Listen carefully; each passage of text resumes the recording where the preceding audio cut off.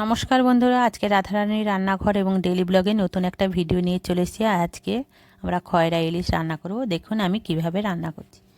খয়রা ইলিশটাকে নুন হলুদ মাখিয়ে নিয়েছি এবং মশলা হিসেবে নিয়েছি পেঁয়াজ, আর পেঁয়াজগুলি একসাথে বেটে নিয়েছি, একটা টমেটো আর ধনেপাতা বেটে নিয়েছি।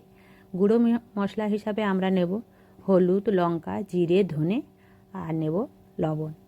আর এই মাছটা রান্না করব আলু আর কচু দিয়ে।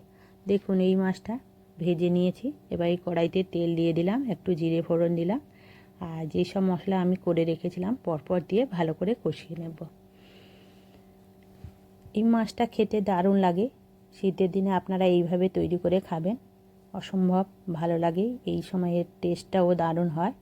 এবার তেল গরম হয়ে যেতে পেঁয়াজ বাটা আর পেঁয়াজ কলি একসাথে যে বেটে রেখেছিলাম সেগুলো দিয়ে দিলাম, আর গুঁড়ো মশলাগুলো সব দিয়ে দিয়েছি, আর টমেটো দিয়ে দেবো, দিয়ে ভালো করে কষিয়ে নেব। কষানো হয়ে গেলে আমরা যে ধনে পাতাটা বেটে রেখেছিলাম সেটা দেব। আপনারা যদি ধনে পাতা না খান দেওয়ারও কোনো দরকার নেই, এমনিতেও দারুণ টেস্ট হয়। আমার তো খুবই ভালো লাগে ধনে পাতাটা, আমাদের বাড়িতে সবাই ভালোবাসে, তাই ধনে পাতা বাটা দিয়ে এই মাছটা রান্না করলে অসম্ভব ভালো লাগে। দেখুন মশলা কষানো হয়ে গেছে, উপর থেকে আলু আর কচু দিয়ে এবার মশলার সাথে ভালো করে কষিয়ে নিচ্ছি। দেখুন আমাদের মশলার সাথে এটা কষানো হয়ে গেছে।